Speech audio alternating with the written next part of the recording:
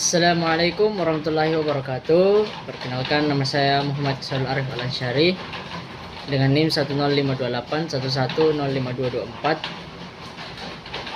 Prodi Bimbingan Konseling Pendidikan Islam, Fakultas Agama Islam, Universitas Muhammadiyah Makassar. Kali ini saya akan mempraktekkan tata cara taharah, yaitu ada 3, yaitu pertama wudhu, tayammum, dan juga mandi wajib. Berikut saya akan terangkan cara-caranya dan tata cara berwudu, tayamum, dan juga mandi wajib menurut Himpunan Tarjih Muhammadiyah. Yang pertama, berwudu. Tata cara berwudu yang pertama yaitu diawali dengan niat. Lebih afdalnya mengucapkan basmalah.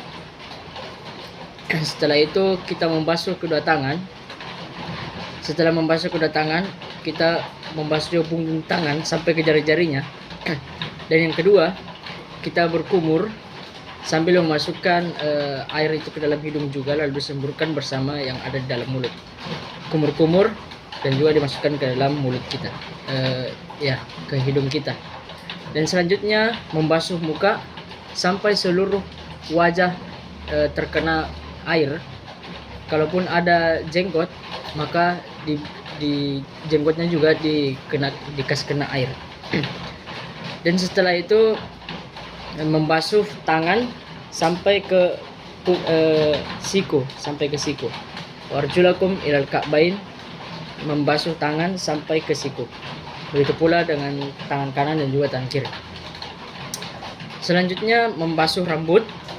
Caranya seperti ini, kita ambil air, lalu diangkat ke belakang, ke depan, lalu turun ke telinga, lalu diputar.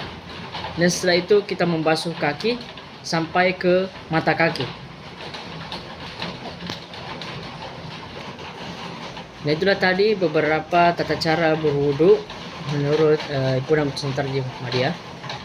Selanjutnya tata cara tayamum.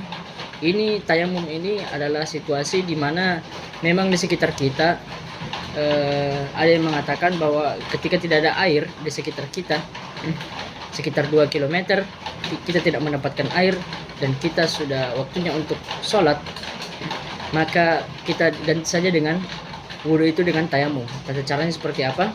Yang pertama, kita tentu saja diawali dengan niat dan juga basmalah. Dan selanjutnya mengambil debu bersih, entah itu di dinding ataupun di tanah. Kita bisa ambil debu yang bersih, lalu kita mengangkatnya, meniup di kedua tangan, lalu membasuh muka 3 kali seperti biasa. Setelah itu membasuh tangan, punggung tangan dari tangan yang satu.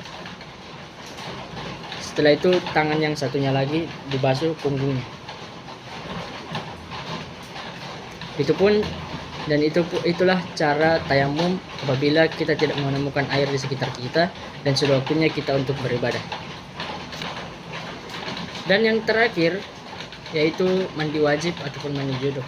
Ini adalah posisi di mana apabila kita telah melakukan hubungan suami istri, maka kita harus melakukan yang namanya mandi wajib ini. Caranya seperti apa? Yang pertama, ya tentu saja lagi-lagi diawali dengan niat dan juga basmalah. Setelah itu kita membasuh tangan, mengusap sampai ke jari-jarinya. Dan setelah membasuh tangan, kita membasuh kemaluan, lalu setelah itu berwudu seperti biasa, sebagaimana tata cara berwudu yang tadi. Berwudu seperti biasa, lalu setelah itu berwudu seperti biasa, kita mandi. Mandi seperti biasa, lalu jangan sampai ada bagian tubuh kita yang tidak terkena air.